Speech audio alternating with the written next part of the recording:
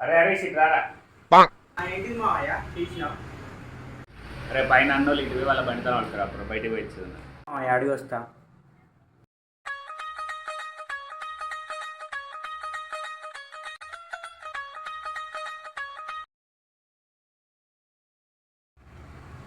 వాళ్ళ బండ్లేనట పెట్రోల్ లేదట మావయ్య, ఇస్తలేవు. సరే పక్కన వాళ్ళు ఇటు పోయి వాళ్ళ బండి దాని పడతారు. సరే మావయ్య అడిగి వస్తా.